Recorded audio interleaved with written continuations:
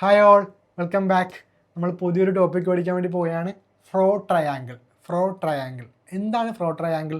അതായത് ഒരു എംപ്ലോയി ഒരു കമ്പനിയിൽ ഫ്രോഡ് നടത്തുന്നത് 3 കാരണങ്ങൾ കൊണ്ടാണെന്നാണ് പറയുന്നത്. 3 കാരണത്താലാണ് ഒരു എംപ്ലോയി ഒരു കമ്പനിയിൽ ഫ്രോഡ് നടത്തുന്നത്. ആ 3 കാരണങ്ങളാണ് നമ്മൾ പഠിക്കാൻ വേണ്ടി പോകുന്നത്. അതിനെയാണ് ഇതാ ഇവിടെ ഒരു ട്രയാങ്കിൾ ഷേപ്പിൽ കൊടുത്തിരിക്കുന്നത്. നിങ്ങൾക്ക് എല്ലാവർക്കും കാണാൻ വേണ്ടി പറ്റും. Pressure, opportunity, rationalisation. Pressure, opportunity, rationalisation. ഈ 3 കാരണങ്ങൾ കൊണ്ടാണ് ഒരു എംപ്ലോയി ഒരു കമ്പനിയിൽ ഫ്രോഡ് നടത്തുന്നത്. അപ്പോൾ നമുക്കിത് 3 കാരണങ്ങളും എന്താണെന്ന് നോക്കാം. First one pressure. നമുക്കുണ്ടാകാവുന്നൊരു പ്രോബ്ലം അത് നമുക്ക് പ്രഷറായിട്ട് മാറുകയാണ്. അതിപ്പോൾ ഫൈനാൻഷ്യൽ പ്രഷർ ആവാം, അതല്ലെങ്കിൽ വേറെ ഏതൊരു പ്രഷറും ആകാം അല്ലേ. നമുക്ക് നോക്കാം. This is the driving force that leads an individual to consider fraud as a solution to a problem.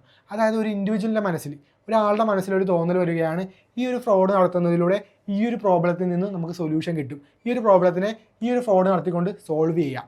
അതിനെയാണ് പ്രഷർ എന്ന് പറയുന്നത്. അവിടെ കുറച്ച് എക്സാമ്പിൾസ് ഉണ്ട്. ഫസ്റ്റ് വൺ, ഫൈനാൻഷ്യൽ ഡിഫിക്കൽട്ടീസ്, ഡെപ്റ്റ്, മെഡിക്കൽ ബിൽസ് അല്ലേ. അതായത് നമുക്ക് ഫൈനാൻഷ്യൽ ഡിഫിക്കൽട്ടീസ് ഉണ്ടായി, നമ്മൾ ലോൺ എടുത്തിട്ട് നമുക്ക് കുറേ വർഷം മുമ്പ് എടുത്ത ലോണാണ്, നമുക്ക് തിരിച്ചടക്കാൻ വേണ്ടി പറ്റിയിട്ടില്ല. ഓക്കെ, അതിങ്ങനെ കൂടി പലിശയുടെ പലിശയൊക്കെ കൂടി നമ്മുടെ പ്രോപ്പർട്ടീസ്, ഹൗസ് പ്രോപ്പർട്ടീസൊക്കെ ജപ്തിയുടെ വക്ക് വരെ എത്തി. അപ്പോൾ അങ്ങനെയുള്ള അവസ്ഥയിൽ നമ്മൾ എന്ത് ചെയ്യും? നമുക്ക് പ്രഷറായി, എന്തെങ്കിലും ചെയ്തേ പറ്റൂ, ഇത് സോൾവ് ചെയ്തേ പറ്റൂ. അപ്പോൾ നമ്മൾ മോഷ്ടിക്കും, പൈസ കമ്പനിയിൽ നിന്ന് മോഷ്ടിക്കാം. അപ്പോൾ അതാണ് first one. Then medical bills അല്ലേ. മെഡിക്കൽ ബില്ലും ഒരു ഫൈനാൻഷ്യൽ ഡിഫിക്കൽറ്റിയാണ്. ഇപ്പോൾ പെട്ടെന്ന് ഫാമിലിയിലോ അല്ലെങ്കിൽ വേറെ ആർക്കെങ്കിലും എന്തെങ്കിലും ഒരു അപകടം നടന്നു, അപ്പോൾ ആ ഒരു സമയത്ത് നമ്മുടെ മാനേജറിനോടോ അല്ലെങ്കിൽ സീനിയറിനോടോ പോയി ചോദിക്കാനുള്ള മനോഭാവം നമുക്ക് ഉണ്ടായില്ല, പെട്ടെന്ന് ക്യാഷ് അറേഞ്ച് ചെയ്തേ പറ്റുള്ളൂ, നമ്മൾ നേരെ മോഷ്ടിക്കാൻ സാധ്യതയുണ്ട്. അപ്പോൾ അതാണ് ഫസ്റ്റ് വൺ, ഫിനാൻഷ്യൽ ഡിഫിക്കൽട്ടീസ് അല്ലേ. ഇതൊരു പ്രഷർ ഉണ്ടാക്കാനുള്ളൊരു കാരണമാണ്. രണ്ടാമത്തത് അൺറിയലിസ്റ്റിക് പെർഫോമൻസ് എക്സ്പെക്റ്റേഷൻസ്. അതായത് നമ്മുടെ എക്സ്പെക്റ്റേഷൻസ്, ലൈക്ക് നമുക്ക് അൺറിയലിസ്റ്റിക് ആയിട്ടുള്ള എക്സ്പെക്റ്റേഷൻസിന് വേണ്ടി നമ്മൾ പൈസ മോഷ്ടിക്കാം, ഇതൊരു പ്രഷറാണ്. അടുത്തത് പേഴ്സണൽ ലൈഫ് സ്റ്റൈൽ ഡിമാൻഡ്. നമ്മൾ ഭയങ്കര ലക്ഷറി ആയിട്ട് താമസിക്കുന്നതായിരിക്കും അല്ലേ, ഭയങ്കര ലക്ഷറി ആയിട്ടാണ് നമ്മൾ ജീവിക്കുന്നത്, നമ്മുടെ ലൈഫ് സ്റ്റൈൽ തന്നെ ഭയങ്കര ലക്ഷറീസ് ആണ്. അപ്പോൾ ഒരു പോയിന്റ് എത്തിയപ്പോഴേക്കും നമുക്ക് ലൈക്ക് അത് എന്താ പറയുക, അതിൽ കോംപ്രമൈസ് ചെയ്യേണ്ടി വന്നു, നമുക്ക് പൈസയൊന്നും അത്യാവശ്യത്തിന് ഇല്ലാണ്ടായി. പക്ഷെ നമുക്കാണെങ്കിൽ എന്താ, ലക്ഷറി ആയിട്ട് ഇത്ര നാൾ ജീവിച്ചു പോയി അല്ലേ. അതായത് ആഡംബര വണ്ടികളും ഡ്രസ്സും അങ്ങനെയുള്ള കാര്യങ്ങളൊക്കെ ഉപയോഗിച്ച് നമ്മൾ ശീലിച്ചു പോയി, നമുക്കതില്ലാണ്ട് പറ്റത്തുമില്ല. അപ്പോൾ എന്ത് ചെയ്യും? മോഷ്ടിക്കാം. അപ്പോൾ അതും ഒരു പ്രഷറാണ് അല്ലേ. ഇപ്പോൾ നിങ്ങൾ തന്നെ ആലോചിച്ചോളൂ, നിങ്ങൾ ലൈക്ക് യൂസ് ചെയ്യുന്ന കാര്യങ്ങളൊക്കെ അത്രയും പ്രീമിയം ഐറ്റംസ് ആണ്, നിങ്ങളുടെ വണ്ടി ആയാലും അതല്ലെങ്കിൽ വേറെ എന്തൊരു കാര്യമായാലും. അപ്പോൾ അതൊക്കെ ഒരു സമയത്ത് ഇല്ലാണ്ടാവുന്നൊരു അവസ്ഥ വരുമ്പോഴേക്കും നമ്മൾ എന്ത് ചെയ്യും? നമുക്ക് പ്രഷറാവും, മറ്റുള്ളവർ എന്ത് വിചാരിക്കും, ഞാൻ ലൈക്ക് പൊളിഞ്ഞു പോയെന്ന് വിചാരിക്കും. അപ്പോൾ എന്ത് ചെയ്യും? നമ്മൾ മോഷ്ടിക്കാൻ സാധ്യതയുണ്ട്. അപ്പോൾ അതൊരു പ്രഷറാണ്. ദെൻ അടുത്തത് അഡിക്ഷൻ ഇഷ്യൂസ്, ഗാംബ്ലിങ്, ഡ്രഗ്സ് അറിയാലോ. അതായത് ഗാംബ്ലിങ്ങും ഡ്രഗ്സൊക്കെ പോലെയുള്ള അഡിക്ഷൻ ഇഷ്യൂസ് കൊണ്ട് നമുക്ക് അത് അങ്ങനെ ഒരു പ്രഷർ ക്രിയേറ്റ് ആയിട്ട് നമുക്ക് നമ്മളെന്താ പറയുക, ഫ്രോഡ് നടത്താൻ ചാൻസ് ഉണ്ട് അല്ലേ. അതൊരു പ്രഷറാണ്. ഇപ്പോൾ നിങ്ങളൊന്ന് ആലോചിച്ച് നോക്കിയേ, നിങ്ങൾ ഭയങ്കരമായിട്ടും, നിങ്ങളല്ലോട്ടെ ഞാൻ വെറുതെ എക്സാമ്പിൾ പറയുകയാണ്. ഇപ്പോൾ ഒരാൾ ഗാംബ്ലിങ് ചെയ്യുന്ന ഒരാളാണ്, അല്ലെങ്കിൽ ഡ്രഗ്സ് യൂസ് ചെയ്യുന്ന ഒരാളാണ്. അപ്പോൾ ആൾക്ക് ഇതൊക്കെ ചെയ്യണമെങ്കിൽ എന്ത് വേണം? ക്യാഷ് വേണം. ഒരു പോയിന്റ് ഇപ്പോൾ ആൾക്ക് ക്യാഷ് ഇല്ല, പക്ഷേ ആൾ അഡിക്റ്റഡ് ആണ് ഇതിൽ, ഗാംബ്ലിങ്ങിലും ഡ്രഗ്സിലും ഒക്കെ. അപ്പോൾ ആൾ എന്ത് ചെയ്യും? ഒരു ഫ്രോഡ് കണ്ടക്ട് ചെയ്തിട്ട് ക്യാഷ് അറേഞ്ച് ചെയ്യാൻ വേണ്ടി നോക്കും. അപ്പോൾ ഇതൊരു പ്രഷറാണല്ലേ, ഇതൊരു പ്രഷറാണ്. അതായത് ഡ്രഗ്സ് യൂസ് ചെയ്യുന്ന ഒരാൾക്ക് ഒരു ദിവസം ഡ്രഗ്സ് കിട്ടിയില്ലെങ്കിൽ ആൾ പ്രഷറാവും. അപ്പോൾ ആളെന്ത് ചെയ്യും? നേരെ ക്യാഷ് അറേഞ്ച് ചെയ്യാനുള്ള ഫ്രോഡ് ആക്ടിവിറ്റീസ് ചെയ്യും. Pressure to meet financial targets. നമുക്ക് എന്തെങ്കിലും ഒരു ഫൈനാൻഷ്യൽ ടാർഗറ്റ്സ് നമ്മുടെ കമ്പനിയിൽ തന്നിട്ടുണ്ട്. ഓക്കെ, ഒരു ഫൈനാൻഷ്യൽ ടാർഗറ്റ് നമ്മുടെ കമ്പനിയിൽ നിന്ന് തന്നിട്ടുണ്ടെങ്കിൽ അത് മീറ്റ് ചെയ്യാൻ വേണ്ടി നമ്മൾ എന്ത് ചെയ്യും? ഫ്രോഡ് നടത്തും അല്ലേ, ഫ്രോഡ് ആക്ടിവിറ്റീസ് ചെയ്യും. അല്ലെങ്കിൽ നമുക്ക് എന്ത് പറ്റും? മാനേജറിൻ്റെ കയ്യിൽ നിന്ന് ചീത്ത കേൾക്കും. അപ്പോൾ നമുക്കത് പ്രഷറാകും. അയ്യോ, മാനേജർ എന്നെ നാളെ ചീത്ത പറയുമല്ലോ എന്ന് ഓർത്തിട്ട് നമ്മൾ എന്ത് ചെയ്യും? ഒരു ഫൈനാൻഷ്യൽ ഫ്രോഡ് കണ്ടക്ട് ചെയ്യാൻ സാധ്യതയുണ്ട്. അപ്പോൾ ഇതാണ് പ്രഷർ. എന്താണ് പ്രഷർ? ഒരു പ്രോബ്ലം സോൾവ് ചെയ്യാനായിട്ട് ഒരു ഫ്രോഡ് ആക്ടിവിറ്റി നമ്മൾ എടുക്കുന്നതാണ് എന്ത്? പ്രഷർ. ആ ഒരു പ്രോബ്ലം നമുക്ക് പ്രഷറായിട്ട് മാറുകയാണ് അല്ലേ. ഇത് സോൾവ് ചെയ്തേ പറ്റൂ എന്നുള്ള ചിന്ത നമ്മുടെ ഉള്ളിലേക്ക് വരും. അങ്ങനെയുള്ള കുറച്ച് പ്രഷർ വരാനുള്ള സാധ്യതകളാണ് ഞാൻ ഈ പറഞ്ഞ ഫൈനാൻഷ്യൽ ഡിഫിക്കൽട്ടീസും ഗാംബ്ലിങ്ങും അതുപോലെ തന്നെ എന്ത് ഡ്രഗ്സ് യൂസേജും ഒക്കെ. ഓക്കെ, ദെൻ അടുത്തത് പ്രഷർ പറഞ്ഞു. അടുത്തത് ഓപ്പർച്യൂണിറ്റി. നമ്മുടെ കമ്പനി തന്നെ നമുക്ക് ഓപ്പർച്യൂണിറ്റി തരുവാണ് ഫ്രോഡ് കണ്ടക്ട് ചെയ്യാനായിട്ട്. എങ്ങനെയാണെന്നല്ലേ, ഒരു കമ്പനിയിൽ ഒരു എംപ്ലോയി തന്നെയാണ് ക്യാഷ് കളക്ട് ചെയ്യുന്നതും ക്യാഷ് ഡെപ്പോസിറ്റ് ചെയ്യുന്നതും. ആ എംപ്ലോയിക്ക് അവിടെ ഫ്രോഡ് നടത്തിക്കൂടെ? അതായത് ആ കമ്പനിയിലെ ടോപ്പ് മാനേജ്മെൻറ്റ് ഒരു എംപ്ലോയിനാണ് ഏൽപ്പിച്ചിരിക്കുന്നത്. ഈ 2 ഡ്യൂട്ടിയും ഒരൊറ്റ എംപ്ലോയിനാണ് ഏൽപ്പിച്ചിരിക്കുന്നത്, ക്യാഷ് കളക്ട് ചെയ്യാനും ക്യാഷ് ഡെപ്പോസിറ്റ് ചെയ്യാനും. ഇയാൾ കളക്ട് ചെയ്യുന്ന ക്യാഷ് കുറച്ച് ഇയാളുടെ പോക്കറ്റ് വെച്ചിട്ട് ബാക്കി കൊണ്ട് ഡെപ്പോസിറ്റ് ചെയ്ത് കഴിഞ്ഞാൽ അതൊരു ഫ്രോഡല്ലേ. അപ്പോൾ ഈ ഒരു ഓപ്പർച്യൂണിറ്റി ഇവിടെ ഇതാരാണ് ക്രിയേറ്റ് ചെയ്ത് കൊടുത്തത്? നമ്മുടെ കമ്പനി തന്നെ ക്രിയേറ്റ് ചെയ്ത് കൊടുത്തതാണ് അല്ലേ. അതായത് കമ്പനി സത്യത്തിൽ ഇത് രണ്ടാൾക്കാർ ചെയ്യേണ്ട ജോലിയല്ലേ. ക്യാഷ് കളക്ട് ചെയ്യുന്ന ഒരാൾ ഒരിക്കലും കൊണ്ട് ക്യാഷ് ഡെപ്പോസിറ്റ് ചെയ്യരുത്. ഇത് രണ്ടാളുകൾ ചെയ്യേണ്ട ജോലിയാണ്. പക്ഷേ ആ കമ്പനി ഒരു എംപ്ലോയിനെ കൊണ്ട് തന്നെ ചെയ്യിപ്പിച്ചു. അപ്പോൾ ആ കമ്പനി ക്രിയേറ്റ് ചെയ്ത ഓപ്പർച്യൂണിറ്റിയാണത്. അപ്പോൾ ഒരു എംപ്ലോയി ഒരു കമ്പനിയിൽ ഫ്രോഡ് നടത്താനുള്ള ഓപ്പർച്യൂണിറ്റി കണ്ടുപിടിച്ചു. ഇതൊരു കാരണമല്ലേ. അപ്പോൾ ആദ്യത്തെ കാരണം എന്തായിരുന്നു? പ്രഷർ. രണ്ടാമത്തെ കാരണം ഓപ്പർച്യൂണിറ്റി. എന്താണ് ഓപ്പർച്യൂണിറ്റി പറയുന്നത്? This is a situation or environment that allows the fraud to occur without detection, അല്ലേ. അതായത് കണ്ടുപിടിക്കാൻ സാധ്യതയില്ലാത്ത ഫ്രോഡ് കണ്ടക്ട് ചെയ്യാൻ വേണ്ടി നമ്മൾ തന്നെ ഒരു ഓപ്പർച്യൂണിറ്റി ഒരുക്കി കൊടുക്കുന്നു അവിടെ. വീക്ക് ഇൻറ്റേർണൽ കൺട്രോൾ, അതായത് ഒരു കമ്പനിയിലെ വീക്ക് ഇൻറ്റേർണൽ കൺട്രോൾ. അവിടെ ഇൻറ്റേർണൽ കൺട്രോൾ ഒന്നും ഇല്ലെങ്കിൽ അതൊരു ഓപ്പർച്യൂണിറ്റിയാണ്, അല്ലേ. ആരും കൺട്രോൾ ചെയ്യാനോ പരിശോധിക്കാനോ ഒന്നുമില്ല. അപ്പോൾ അതൊരു ഓപ്പർച്യൂണിറ്റിയാണ്. ഓക്കെ. അതുപോലെ തന്നെ lack of supervision of oversight, അതായത് നമ്മളെ ഓവർസീ ചെയ്യാൻ, നമ്മുടെ മുന്നിൽ ഒരു മേൽനോട്ടം വഹിക്കാൻ അവിടെ ആരുമില്ല. നമുക്കൊരു സൂപ്പർവിഷനോ കാര്യങ്ങളോ ഒന്നുമില്ല. അതിൻ്റെ ഒരു ലാക്നെസ്, അല്ലേ. അപ്പോൾ അതും ഒരു ഓപ്പർച്യൂണിറ്റിയാണ്. നമ്മളെ നോക്കാൻ, നമ്മളൊന്ന് നോക്കിക്കാണാൻ വേണ്ടി അവിടെ ആരുമില്ല, നമ്മുടെ മുകളിൽ ആരുമില്ല. അവിടെ ഒരു ലാക്ക് ഓഫ് സൂപ്പർവിഷൻ ഉണ്ട്. അപ്പോൾ എന്ത് ചെയ്യും? നമ്മൾ ഫ്രോഡ് കണ്ടക്ട് ചെയ്യും. അതൊരു ഓപ്പർച്യൂണിറ്റിയാണ്. അടുത്തത് പുവർ സെഗ്രിഗേഷൻ ഓഫ് ഡ്യൂട്ടീസ്. ഞാൻ നേരത്തെ പറഞ്ഞല്ലോ, എന്താണ് സെഗ്രിഗേഷൻ ഓഫ് ഡ്യൂട്ടീസ്? നമ്മൾ ജോലിനെ വേർതിരിച്ച് നൽകുക, അല്ലേ. സെഗ്രിഗേഷൻ മീൻസ് സെഗ്രിഗേറ്റ് ചെയ്യുക, അതായത് വേർതിരിക്കുക, വിഭജിക്കുക. ഒരാൾ തന്നെ എന്ത് ചെയ്യുക? ക്യാഷ് കളക്ട് ചെയ്യുക, ഒരാൾ തന്നെ ക്യാഷ് ഡെപ്പോസിറ്റ് ചെയ്യുക. അയാൾ തന്നെ ക്യാഷ് കളക്ട് ചെയ്യും, അയാൾ തന്നെ ക്യാഷ് ഡെപ്പോസിറ്റ് ചെയ്യുകയും ചെയ്യുന്നു. അതെന്താണ്? അതൊരു ഫ്രോഡ് നടത്താനുള്ള സാധ്യതയുണ്ട്. അതൊരു ഓപ്പർച്യൂണിറ്റിയാണ്. അപ്പോൾ ഈ ഡ്യൂട്ടിനെ സെഗ്രിഗേറ്റ് ചെയ്ത് കൊടുക്കുക. ഒരാൾക്ക് ക്യാഷ് കളക്ട് ചെയ്യാനുള്ള അതോറിറ്റിയും വേറൊരാൾക്ക് ക്യാഷ് ഡെപ്പോസിറ്റ് ചെയ്യാനുള്ള അതോറിറ്റിയും കൊടുക്കുക. അപ്പോൾ അങ്ങനെയാണെങ്കിൽ എന്താ അവസ്ഥ?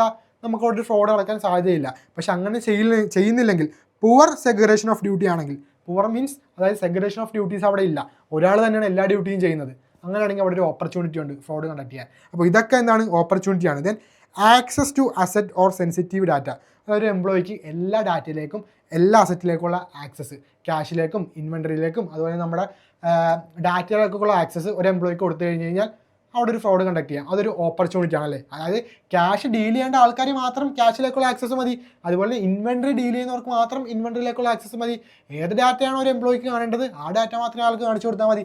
അതല്ലാതെ ഒരാൾക്ക് എല്ലാത്തിലേക്കുള്ള ആക്സസ്, അയാൾക്ക് ആവശ്യമില്ലാത്ത കാര്യത്തിലേക്കുള്ള ആക്സസ് കൊടുത്തു കഴിഞ്ഞാൽ അതൊരു ഓപ്പർച്യൂണിറ്റിയാണ്. അയാൾ പൈസ മോഷ്ടിക്കാം, ഇൻവെൻറ്ററി മോഷ്ടിക്കാം, ഡാറ്റ തെഫ്റ്റ് ചെയ്യാം, അപ്പോൾ അങ്ങനെയുള്ള കാര്യങ്ങളൊക്കെ നടത്താം. അപ്പോൾ ഇതൊക്കെ എന്താണ്? ഒരു ഓപ്പർച്യൂണിറ്റി നമ്മൾ തന്നെ ക്രിയേറ്റ് ചെയ്യുന്നതാണ്. ദെൻ ഇന്നാഡിക്വേറ്റ് ഓഡിറ്റ്സ്, അതായത് ഓഡിറ്റിംഗ് ഒന്നും ഇല്ല, കൃത്യമായിട്ടുള്ള പരിശോധനയോ കാര്യങ്ങളോ ഒന്നുമില്ല. അപ്പോൾ ഇതൊക്കെ എന്താണ്? ഒരു ഓപ്പർച്യൂണിറ്റിയാണ്. ഒരു എംപ്ലോയിക്ക് ഒരു കമ്പനിയിൽ ഫ്രോഡ് നടത്താനുള്ള ഓപ്പർച്യൂണിറ്റിയാണ്. അപ്പോൾ പ്രഷർ പഠിച്ചു, ഓപ്പർച്യൂണിറ്റി പഠിച്ചു. അടുത്തത് മൂന്നാമത്തത് റാഷണലൈസേഷൻ. ഇത്രേ ഉള്ളൂ. അതായത് ചെയ്ത തെറ്റിനെ ന്യായീകരിക്കുക, ചെയ്ത തെറ്റിനെ ജസ്റ്റിഫൈ ചെയ്യുക, ഇങ്ങനെയൊക്കെ പറയുക. അതായത് ഓക്കെ, ഞാൻ ക്യാഷ് എടുത്തത് 2 ദിവസം കഴിയുമ്പോൾ തിരിച്ചു വെക്കുമല്ലോ, അപ്പോൾ അങ്ങനെയുള്ള കാര്യങ്ങളൊക്കെ പറഞ്ഞുകൊണ്ട് ചെയ്ത തെറ്റിനെ ജസ്റ്റിഫൈ ചെയ്യുക. ഐ ഡിസർവ് ഇറ്റ്, ഞാനിത് അർഹിക്കുന്നുണ്ട്, ഈ പൈസ മോഷ്ടിക്കാൻ വേണ്ടി ഞാൻ അർഹിക്കുന്നുണ്ട് എന്ന് മനസ്സിൽ തോന്നൽ വരിക. അതായത് ഒരു കുറ്റബോധം ഇല്ലാത്തൊരവസ്ഥ. രണ്ടാമത്തത് I am just borrowing the money, ഞാൻ കുറച്ച് പൈസ അല്ലേ എടുത്തിട്ടുള്ളൂ. അടുത്തത് എവരിവൺ എൽസ് ഡൂയിങ് ഇറ്റ്, എല്ലാവരും ഇത് ചെയ്യുന്നില്ലേ. അടുത്തത് they don't pay me enough, അതായത് ഇവരെനിക്ക് അത്യാവശ്യത്തിനുള്ള പൈസ തരുന്നില്ല, അപ്പോൾ എനിക്ക് മോഷ്ടിക്കാം. അപ്പോൾ ഇങ്ങനെ ചെയ്ത തെറ്റിനെ നമ്മൾ തന്നെ ജസ്റ്റിഫൈ ചെയ്യുക, നമ്മൾ തന്നെ അതിനുള്ള ന്യായീകരണങ്ങൾ കണ്ടുപിടിക്കുക. ഇതാണ് റാഷണലൈസേഷൻ. അതായത് ഞാൻ കുറച്ച് പണം പോലെ എടുക്കുന്നുള്ളൂ, അത് വലിയ തെറ്റൊന്നുമില്ല. ഞാൻ എടുത്ത പണം 2 ദിവസം കഴിയുമ്പോഴേക്കും തിരിച്ചു വെക്കുന്നില്ലേ, അത് വലിയ തെറ്റൊന്നുമല്ല. അതുപോലെ തന്നെ ഇവരെനിക്ക് അത്യാവശ്യത്തിനുള്ള പൈസ തരുന്നില്ല, അപ്പോൾ എനിക്ക് കുറച്ച് മോഷ്ടിക്കാം. അതല്ലെങ്കിൽ എന്താണ്? എല്ലാവരും ചെയ്യുന്നുണ്ടല്ലോ, അപ്പോൾ എനിക്കും ചെയ്യാം. അപ്പോൾ ഇങ്ങനെയുള്ളൊരു തോന്നലുകൾ കാരണം ഫ്രോഡ് നടത്തുക. അപ്പോൾ ഇതാണ് റാഷണലൈസേഷൻ. അപ്പോൾ 3 കാര്യങ്ങൾ പഠിച്ചു: പ്രഷർ, ഓപ്പർച്യൂണിറ്റി, റാഷണലൈസേഷൻ, അല്ലേ. അപ്പോൾ ഈ 3 കാരണങ്ങൾ കൊണ്ടാണ് ഒരു എംപ്ലോയി ഒരു കമ്പനിയിൽ ഫ്രോഡ് നടത്തുന്നത്. ഇതിനൊരു പെർഫെക്റ്റ് എക്സാമ്പിൾ ഉണ്ട്. ദുൽഖർ സൽമാൻ്റെ ലക്കി ഭാസ്കർ എന്ന മൂവി നിങ്ങൾ എല്ലാവരും കണ്ടിട്ടുണ്ടാവും, അല്ലേ. അതിൽ ദുൽഖർ എന്തൊക്കെ കാരണങ്ങളാണ് ഫ്രോഡ് നടത്തുന്നത്? ഈ 3 കാരണങ്ങളും അതിൽ വരുന്നുണ്ട്. അതുകൊണ്ട് അതൊരു പെർഫെക്റ്റ് എക്സാമ്പിളാണ്. ഇപ്പോൾ അയാൾക്ക് അതിലെന്താ പറയുക, ഫൈനാൻഷ്യൽ പ്രഷർ ഉണ്ടായി, അല്ലേ. അതായത് ഒരുപാട് ആൾ കടം വാങ്ങിയവർ ഒരുപാട് പേരുണ്ടായി. അതുപോലെ തന്നെ ആളെ ജീവിത സാഹചര്യങ്ങളൊന്നും പൈസ ഇല്ലാത്തത് കാരണം മെച്ചപ്പെടുന്നില്ല, അല്ലെ, ഇമ്പ്രൂവ് ആകുന്നില്ല. അപ്പോൾ അതുകൊണ്ട് ആൾ കമ്പനിയിൽ നിന്ന് കുറച്ച് ക്യാഷ് എടുക്കാമെന്ന് വിചാരിച്ചു. പക്ഷേ ആൾക്കൊരു ഓപ്പർച്യൂണിറ്റി ഉണ്ടായിരുന്നു. കാരണം ക്യാഷ് എല്ലാം ഡീൽ ചെയ്യുന്നത്, ക്യാഷ് കളക്ട് ചെയ്യുന്നതും അതുപോലെ തന്നെ സ്റ്റോർ ചെയ്യുന്നതും ആരായിരുന്നു? ദുൽഖറിൻ്റെ ക്യാരക്ടർ എന്ന് പറഞ്ഞാൽ ഭാസ്കർ ആയിരുന്നു, അല്ലേ. അപ്പോൾ ആൾക്കൊരു ഓപ്പർച്യൂണിറ്റി ആ കമ്പനിയിൽ നിന്നുണ്ടായിരുന്നു. പോരാത്തിന് ആളുടെ അതോറിറ്റി, അതായത് ആളുടെ മേളിലുള്ള എംപ്ലോയീസ്, മാനേജേഴ്സുമായിട്ട് ആൾക്കൊരു എന്താ പറയുക, ഒരു റിലേഷൻഷിപ്പും ഉണ്ടായിരുന്നു, അല്ലേ. ഒരു അൺഎത്തിക്കലായിട്ടുള്ള, ഒരു അൺലീഗലായിട്ടുള്ള റിലേഷൻഷിപ്പും ഉണ്ടായിരുന്നു. അപ്പോൾ ആ ഒരു കാരണങ്ങൾ കൊണ്ട് ആൾക്കവിടെ ഫ്രോഡ് നടത്താനുള്ള ഓപ്പർച്യൂണിറ്റി ഉണ്ടായിരുന്നു. പിന്നെ ആൾ ഇങ്ങനെയും കൂടി ചിന്തിച്ചു, ഞാൻ എടുത്ത പൈസ 2 ദിവസം കഴിയുമ്പോഴേക്കും തിരിച്ചു വെക്കുന്നുണ്ട്, അല്ലേ. അപ്പോൾ അതൊരു റാഷണലൈസേഷനായി. അപ്പോൾ ഈ 3 കാര്യങ്ങൾക്കും പെർഫെക്റ്റ് എക്സാമ്പിൾ ആയിരുന്നു ആ ഒരു മൂവി. അപ്പോൾ നിങ്ങൾ ഈ ഫ്രോഡ് ട്രയാങ്കിൾ എന്ന് പറഞ്ഞ് ആലോചിക്കുമ്പോഴേക്കും ലക്കി ഭാസ്കർ ആലോചിച്ചാൽ മതി. അത് ഈ 3 കാരണങ്ങളും വരുന്നുണ്ട്. അപ്പോൾ ഒരു എംപ്ലോയി ഒരു കമ്പനിയിൽ ഫ്രോഡ് നടത്തുന്നത് എന്തൊക്കെ കാരണത്താലാണ്? Pressure, opportunity, rationalization. അപ്പോൾ ഫ്രോഡ് ട്രയാങ്കിൾ എന്ന് പറഞ്ഞ ഒരു ഏരിയ എല്ലാവർക്കും മനസ്സിലായിട്ടുണ്ടെന്ന് വിചാരിക്കുന്നു. അടുത്തത്, how to reduce fraud activity. ഈ പറയുന്ന ഫ്രോഡ് ആക്ടിവിറ്റീനൊക്കെ നമുക്ക് എങ്ങനെ കുറയ്ക്കാം? ഒരു 3 കാര്യങ്ങൾ പറഞ്ഞിട്ടുണ്ട്. Employees should be made to feel that they can come to their employer but financial or other problems without being judged. അതായത് ഒരു എംപ്ലോയിയുടെ മനസ്സിൽ, ഒരു കമ്പനിയിൽ വർക്ക് ചെയ്യുന്ന എംപ്ലോയിയുടെ മനസ്സിൽ ഇങ്ങനൊരു ഫീൽ ഉണ്ടാക്കുക. എങ്ങനെ? അതായത് എനിക്ക് എന്തെങ്കിലും പ്രശ്നം വന്നു കഴിഞ്ഞാൽ, ഫിനാൻഷ്യൽ ആയിട്ടുള്ളതും അല്ലെങ്കിൽ നോൺ ഫിനാൻഷ്യൽ ആയിട്ടുള്ള പ്രശ്നം വന്നു കഴിഞ്ഞാൽ എനിക്ക് എൻ്റെ എംപ്ലോയറിനെ, എൻ്റെ ഓണറിനെ അല്ലെങ്കിൽ എൻ്റെ മാനേജറിനെ, എൻ്റെ മാനേജ്മെൻറ്റിനെ ധൈര്യമായിട്ട് സമീപിക്കാം, ധൈര്യമായിട്ട് അപ്രോച്ച് ചെയ്യാം, അവരെന്നെ സഹായിക്കും എന്നുള്ളൊരു തോന്നൽ, എന്നുള്ളൊരു ഫീല് ഒരു എംപ്ലോയിയുടെ മനസ്സിൽ ക്രിയേറ്റ് ചെയ്യുക. അങ്ങനെ ക്രിയേറ്റ് ചെയ്ത് കഴിഞ്ഞാൽ അയാൾ പിന്നെ ഫ്രോഡ് നടത്തുമോ? ഇല്ല. കാരണം നിങ്ങളൊന്ന് ആലോചിച്ച് നോക്കിയേ, അവിടുത്തെ ഓണർ അല്ലെങ്കിൽ അവിടുത്തെ എംപ്ലോയർ ഭയങ്കര ദേഷ്യക്കാരനാണ്, എംപ്ലോയീസിനെ ഒന്നും നല്ലപോലെ ട്രീറ്റ് ചെയ്യുന്നില്ല. അപ്പോൾ അങ്ങനെയുള്ള അവസ്ഥയിലാണ് ഒരു എംപ്ലോയി ഫ്രോഡ് നടത്തുന്നത്. അതല്ലാതെ എംപ്ലോയിക്ക് കൃത്യമായിട്ടുള്ള മോട്ടിവേഷൻ, കൃത്യമായിട്ടുള്ള സഹായമൊക്കെ ചെയ്തു കൊടുത്തു കഴിഞ്ഞാൽ എംപ്ലോയി അവിടെ ഒരു ഫ്രോഡ് നടക്കാൻ സാധ്യതയില്ല. അപ്പോൾ എംപ്ലോയിയുടെ മനസ്സിൽ, എംപ്ലോയീസിൻ്റെ മനസ്സിൽ ഒരു ഫീൽ ഉണ്ടാക്കുക. എനിക്ക് എന്ത് പ്രശ്നം വന്നാലും, അതിപ്പോൾ ഫിനാൻഷ്യൽ ആണെങ്കിലും നോൺ ഫിനാൻഷ്യൽ ആണെങ്കിലും എനിക്ക് എൻ്റെ എംപ്ലോയറിനെ സമീപിച്ച് കഴിഞ്ഞ് കഴിഞ്ഞാൽ, എംപ്ലോയറിനെ അപ്രോച്ച് ചെയ്ത് കഴിഞ്ഞാൽ എന്നെ സഹായിക്കും. അപ്പോൾ അങ്ങനെ ഒരു ഫീല് ഒരു ഓരോ എംപ്ലോയിയുടെ മനസ്സിലുണ്ടാക്കുക. അതാണ് ഫസ്റ്റ് പോയിന്റ്.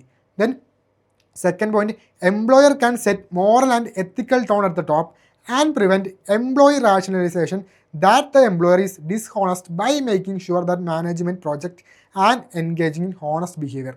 വളരെ മനസ്സിലായോ? ഇത്രയേ ഉള്ളൂ. അതായത് നമ്മുടെ എംപ്ലോയർ, അതായത് മാനേജേഴ്സ്, ടോപ്പ് ലെവൽ മാനേജേഴ്സ് തന്നെ കൃത്യമായിട്ട് കാണിച്ചു കൊടുക്കുക എങ്ങനെയാണ് എത്തിക്കലി പെരുമാറേണ്ടത്, എങ്ങനെയാണ് എത്തിക്കലി പെരുമാറേണ്ടതെന്ന് അവർ തന്നെ കാണിച്ചു കൊടുക്കുക, അല്ലേ? അതായത് ടോൺ അറ്റ് ദ ടോപ്പ്, അവർ തന്നെ ഒരു tone at the top set ചെയ്യുക. അപ്പോൾ അത് കണ്ടിട്ടായിരിക്കും താഴെയുള്ള എംപ്ലോയീസ്, അല്ലെ, ലോവർ ലെവൽ എംപ്ലോയീസും മിഡിൽ ലെവൽ എംപ്ലോയീസൊക്കെ ലൈക്ക് വർക്ക് ചെയ്യുക. അപ്പോൾ മുകളിലുള്ള എംപ്ലോയീസ് തന്നെ തരികിടയാണ്, അവർ തന്നെ ഉടായ്പാണെങ്കിൽ ഇവർ ഇങ്ങനെ തന്നെ വിചാരിക്കും, ഓ അവരിങ്ങനെ ചെയ്യുന്നുണ്ട് അപ്പോൾ എനിക്കും ഇങ്ങനെ ചെയ്യാമെന്നുള്ളത്. പക്ഷേ നമ്മുടെ ഇപ്പോൾ നമ്മൾ പറയാറില്ലേ, വീട്ടുകളിലൊക്കെ മുതിർന്നവരെ കണ്ടിട്ടാണ് ചെറിയ കുട്ടികൾ പഠിക്കാമെന്ന്. അത് തന്നെ, അതായത് നമ്മുടെ മാനേജേഴ്സ്, നമ്മുടെ ടോൺ അറ്റ് ദ ടോപ്പിലുള്ള മാനേജേഴ്സ് എംപ്ലോയർ നല്ല രീതിയിൽ എങ്ങനെയാണ് എത്തിക്കലായിട്ട് പെരുമാറേണ്ടതെന്ന് കാണിച്ചു കൊടുക്കുക അവരുടെ വർക്കിലൂടെ. അപ്പോൾ അങ്ങനെയാണെങ്കിൽ നമ്മുടെ ലോവർ ലെവൽ എംപ്ലോയീസും അതുപോലെ തന്നെ എത്തിക്കലായിട്ട് വർക്ക് ചെയ്യും. ഓക്കെ, അവിടെ ഫ്രോഡ് ആക്ടിവിറ്റീസ് ഒന്നും കണ്ടക്ട് ചെയ്യാൻ സാധ്യതയില്ല. ഓക്കെ, അടുത്ത point, an employee hotline mandated under Sarbanes Oxley give employee the opportunity to let management know about suspected wrong doing. ഇത്രേ ഉള്ളൂ. അതായത് ഓരോ ഹോട്ട് ലൈൻസ് സെറ്റ് ചെയ്യുക ഓരോ കമ്പനിയിലും. എന്താണ് ഹോട്ട് ലൈൻ? അതായത് ഏതെങ്കിലും ഒരു എംപ്ലോയി എന്തെങ്കിലും സസ്പെക്റ്റഡ് റോങ് ഡൂയിങ്, അതായത് എന്തെങ്കിലും ഒരു ഇഷ്യൂ, എന്തെങ്കിലും ഒരു ഫ്രോഡ് കണ്ടിട്ടുണ്ടെങ്കിൽ അത് ടോപ്പ് ലെവലിലേക്ക് വിളിച്ചു പറയാൻ വേണ്ടി ഒരു ഹോട്ട് ലൈൻ, അല്ലെ, ഒരു ഹോട്ട് ലൈൻ സെറ്റ് ചെയ്യുക. ഒരു അനോണിമസ് ഫോൺ കോളോ അങ്ങനെ എന്തെങ്കിലുമൊക്കെ ചെയ്യാനായിട്ട് ഒരു ഹോട്ട് ലൈൻ സെറ്റ് ചെയ്യുക ഓരോ എംപ്ലോയിക്കും. ഇപ്പോൾ ഒരു എംപ്ലോയി ഒരു ഫ്രോഡ് ആക്ടിവിറ്റി ഒരു കമ്പനിയിൽ കണ്ടു, ഓക്കെ, ഒരു കമ്പനിയിൽ കണ്ടു. അപ്പോൾ ആ എംപ്ലോയിക്ക് അത് മാനേജ്മെൻറ്റിനെ അറിയിക്കണം. പക്ഷേ അത് അറിയിച്ചത് ആരാണെന്ന് അറിയാനും പാടില്ല. അപ്പോൾ ഒരു അനോണിമസ് ആയിട്ടുള്ളൊരു ഹോട്ട് ലൈനും കാര്യങ്ങളൊക്കെ സെറ്റ് ചെയ്യുക എംപ്ലോയീസിന് മാനേജ്മെൻറ്റിനെ അറിയിക്കാനായിട്ട്. അപ്പോൾ ഇങ്ങനെയുള്ള കാര്യങ്ങളൊക്കെ ചെയ്യുന്നതിലൂടെ ഒരു കമ്പനിയിലെ ഫ്രോഡ് ആക്ടിവിറ്റീസ് നമുക്ക് ഒരു പരിധി വരെ കുറയ്ക്കാൻ വേണ്ടി പറ്റും, അല്ലേ? അപ്പോൾ ഫ്രോഡ് ആക്ടിവിറ്റീസ് എങ്ങനെ കുറയ്ക്കാമെന്ന് നമ്മൾ പഠിച്ചു ഈ ഒരു 3 പോയിന്റിലൂടെ. ഓക്കെ, അപ്പോൾ ഈ ഒരു ക്ലാസ്സിൽ നമ്മൾ എന്തൊക്കെയാണ് പഠിച്ചത്? ഫ്രോഡ് ട്രയാങ്കിൾ പഠിച്ചു. ഒരു എംപ്ലോയി ഒരു കമ്പനിയിൽ ഏതൊക്കെ കാരണത്താലാണ് ഫ്രോഡ് കണ്ടക്ട് ചെയ്യുന്നതെന്ന് നമ്മൾ 3 കാര്യങ്ങൾ പറഞ്ഞു, അല്ലേ? എന്തൊക്കെയായിരുന്നു? Pressure, opportunity, rationalisation. ദെൻ ഈ ഒരു ഫ്രോഡിനെ നമുക്ക് എങ്ങനെ റെഡ്യൂസ് ചെയ്യാം, എങ്ങനെ കുറയ്ക്കാമെന്ന് നമ്മൾ പഠിച്ചു. ഓക്കെ, ഇനി ലൈക്ക് ഫ്രോഡ് ട്രയാങ്കിൾ നിങ്ങൾ മറന്നു പോയെങ്കിൽ ദുൽഖർ സൽമാൻ അഭിനയിച്ച ലക്കി ഭാസ്കർ എന്ന മൂവി നിങ്ങൾ ആലോചിച്ചാൽ മതി. അതിൻ്റെ അത് കൃത്യമായിട്ട് ഒരു പെർഫെക്റ്റ് എക്സാമ്പിളാണ് ഫ്രോഡ് ട്രയാങ്കിളിന്. ഓക്കെ, അപ്പോൾ ഇതോടെ നമ്മുടെ പ്രൊഫഷണൽ എത്തിക്സ് കഴിഞ്ഞിരിക്കുകയാണ്. പ്രൊഫഷണൽ എത്തിക്സ് ഇവിടെ കൊണ്ട് കഴിഞ്ഞു. ഇനി നമുക്കുള്ളത് ഓർഗനൈസേഷണൽ എത്തിക്സ് ആണ്. അപ്പോൾ ബിസിനസ് എത്തിക്സും കഴിഞ്ഞു, പ്രൊഫഷണൽ എത്തിക്സും കഴിഞ്ഞു. ഇനി ഓർഗനൈസേഷണൽ എത്തിക്സ്. അപ്പോൾ നമ്മൾ നെക്സ്റ്റ് ക്ലാസ്സോട് സ്റ്റാർട്ട് ചെയ്യുക ഓർഗനൈസേഷണൽ എത്തിക്സ് ആയിരിക്കും. അപ്പോൾ നമുക്ക് നെക്സ്റ്റ് ക്ലാസ്സിൽ കാണാം. See you soon.